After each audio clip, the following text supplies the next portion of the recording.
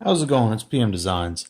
So, if you looked at my other video about making my Platypod uh, DIY project, whatever you want to call it, low budget, no budget, whatever you want to call it.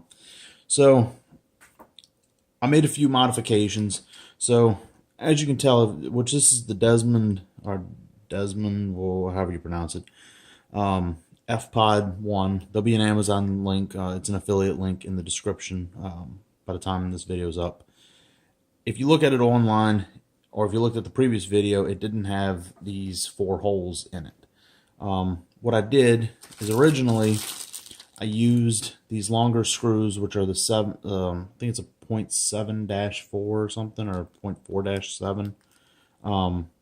Basically, these screws, which I would just take one out and bring it to Home Depot or Lowe's or whatever hardware store you go, and just in case they've changed the thread size. And I basically replaced it with a longer bolt that I threaded through the top, and then I sandwiched the rubber or plastic part of this foot between some washers and nuts and stuff. And then you could thread that bolt down through into this, because this part's threaded, and it would extend that 1 foot. So if you're on an unlevel surface, or if you were on an uneven surface, you could extend whatever leg you needed to make this stable, which, as you can see here, it's stable. So I liked it, but my problem was then I had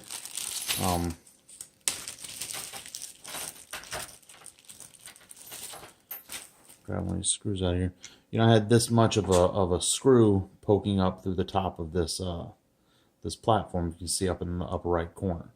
And to me, it just, if I'm putting this in luggage or carrying this around, this is, I have these 4 bolts sticking up. That's just taking up more space, making more chance of hitting myself on it or hitting something with them or something. I just didn't like the way it looked. I like just the clean.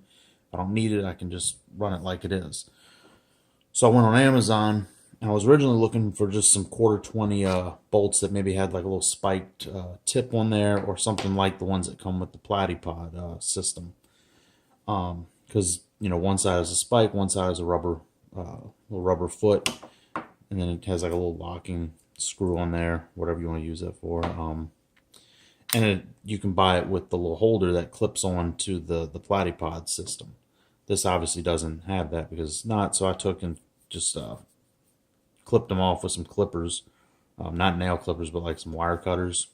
Chopped them off of there, and then I ran this on top of a piece of sandpaper to kind of take the what was left of those pegs that clip on, just get those nice and smooth.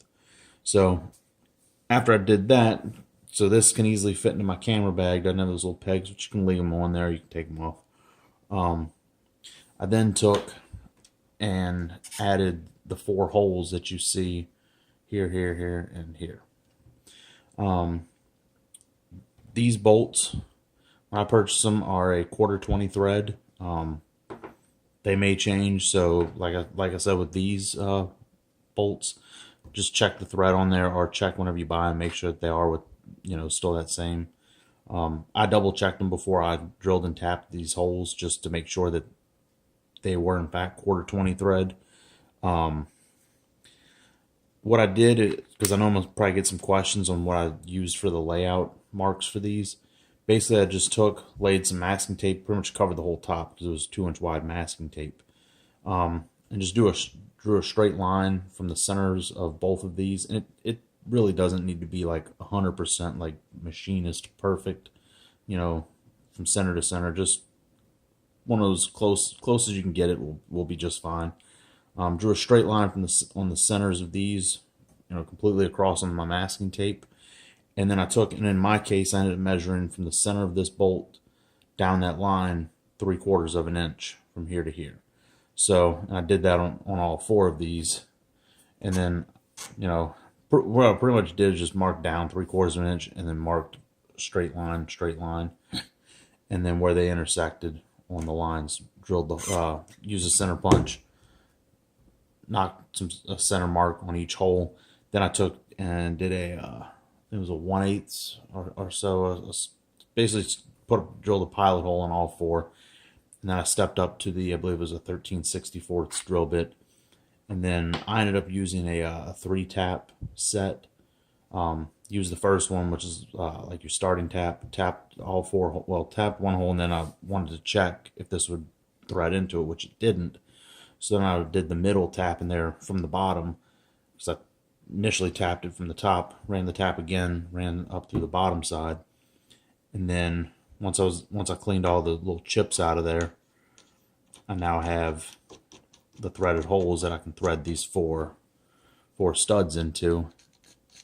And then, you know, if I need to, if I want to use the spikes, which I'm just going to thread this all the way through so you can get an idea of how much depth you have. You know, you get about an inch more, you know, an inch past that foot.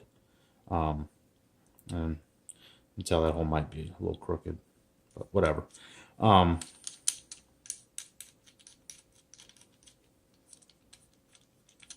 So that's pretty much it. As far as this goes, total cost right now, because I already had aluminum cutting fluid, I already had access to the taps, the drill bits, the masking tape, pencil, ruler, all that kind of stuff.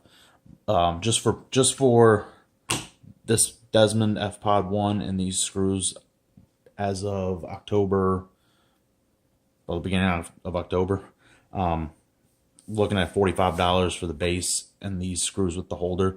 You can get these a little bit cheaper without the holder, but to me, I figured, you know, I might as well just get something to put these in. It has little magnets that they clip to, as you can kind of. And then the Manfrotto compatible head, I want to say it was 20 something.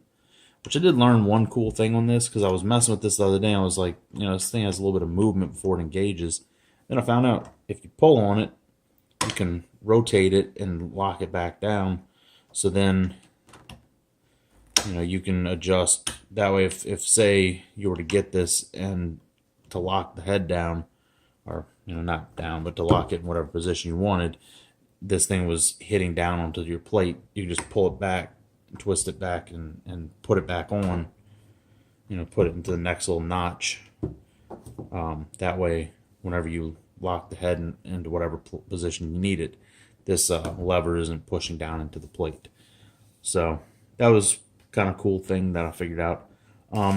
Also, one other thing that you may want to make, and you can kind of figure out however you want to make it, or if you just want to find something ready made for it. But I already had stuff to make it, so I ended up using a little solid metal carabiner clip. You can use whatever you want, just as long as for you are comfortable with the solidness and load rating of it.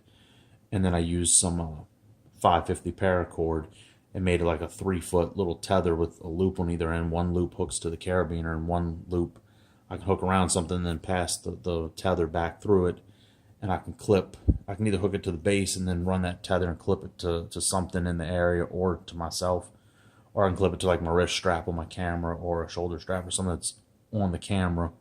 Now, if you know you have this camera set up on a ledge somewhere, you know, this base with the camera on it, obviously set up on a ledge somewhere, and something happens, your camera doesn't go toppling off and, you know, injuring somebody or damaging your camera when it hits the ground. So that is one other thing I would suggest, is make some kind of tether to keep, you know, wherever you're using this. If you're not just using this on the ground somewhere, but if you're using it up on like the edge of a bridge or the edge of a building or something, I would recommend doing something to put something on the camera. That way the camera's not just gonna have a chance of falling and damaging somebody or damaging the camera. So that's it. Video was a little bit longer than I was hoping for. Thank you very much for sticking through it, and hopefully the information that you got is useful. And if you need any other detailed specifications, I'll try and get those to you, depending on what kind of info you're looking for on it. Don't know the brand of the taps that I used. Just I can get that if need be. But I'm gonna put some links to tap sets on Amazon and all this stuff, So if you do want to do this, you can just go on Amazon, throw everything in the cart that I used, and be good to go. So thanks for watching, and if you haven't done so already, hit the subscribe button. Questions, comments, concerns, you know where to put them in the comments section, obviously. Thanks for watching.